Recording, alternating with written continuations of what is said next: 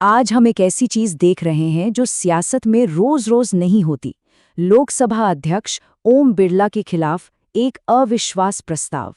ये एक बहुत बड़ा कदम है जो सीधे सीधे हमारे संवैधानिक ताने बाने के दिल तक जाता है। तो असल में ये अविश्वास प्रस्ताव है क्या, ये काम कैसे करता है, और सबसे बड़ी बात, भारत जैसे वाइब्रेंट लोकतंत्र के लिए इसके क्या मायने हैं। चलिए इन्हीं सवालों में थोड़ा गहरा उतरते हैं। ठीक है, तो सबसे पहले बिल्कुल बेसिक से शुरू करते हैं कि आखिर हो क्या रहा है।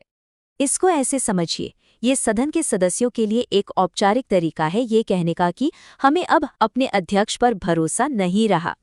और हाँ, ये एक बहुत ज़रूरी बात है, ये पावर सिर्फ और सिर्फ लोकसभा के पास है, जिसे हम जनता का सदन भी कहते हैं।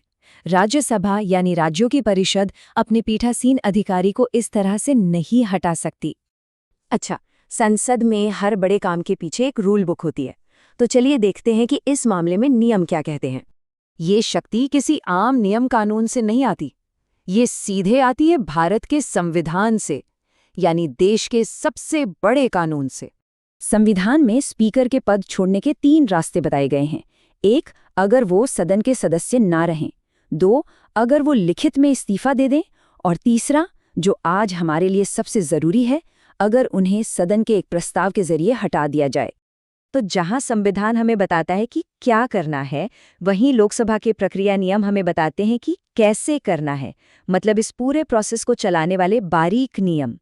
तो अब सवाल ये उठता है कि इस प्रस्ताव को नोटिस से लेकर वोट तक पहुंचाने का असली प्रोसेस क्या है, ये काम करता कैसे है।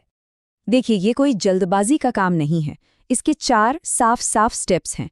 पहले नोटिस दिया जाता है, फिर उसके लिए समर्थन जुटाना पड़ता है, उसके बाद उस पर चर्चा होती है, और आखिर में वोटिंग। सबसे पहला स्टेप, सब्र।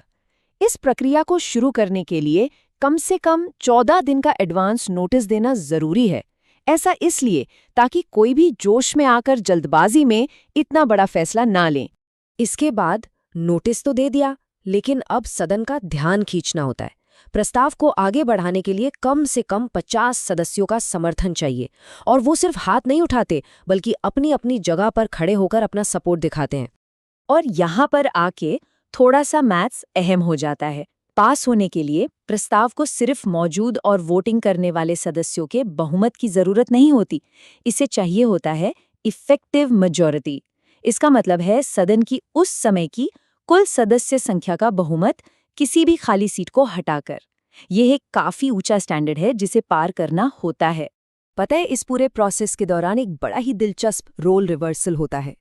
स्पीकर उस वक्त कार्यवाही की अध्यक्षता नहीं कर सकते।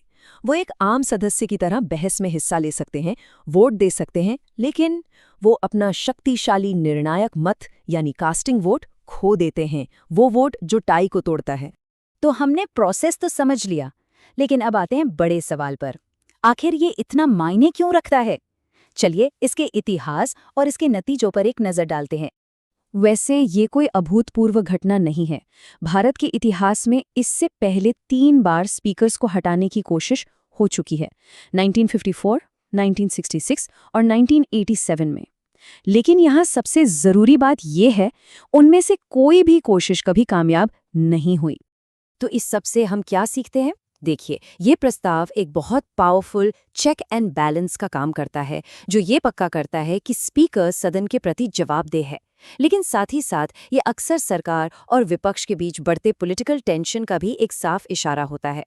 तो आखिर में ये हमें एक ज़रूरी सवाल के साथ छोड़ जाता है, क्या ये अविश्वास प्रस्ताव जवाबदेही के लिए एक ज़रूरी हथियार है, या ये सिर्फ बढ़ते सियासी तनाव का एक प्रतीक है? जवाब चाहे जो भी हो, इसका इस्तेमाल होना ही हमें हमारे लोकतंत्र की सेहत के बारे में बहुत कुछ बताता है।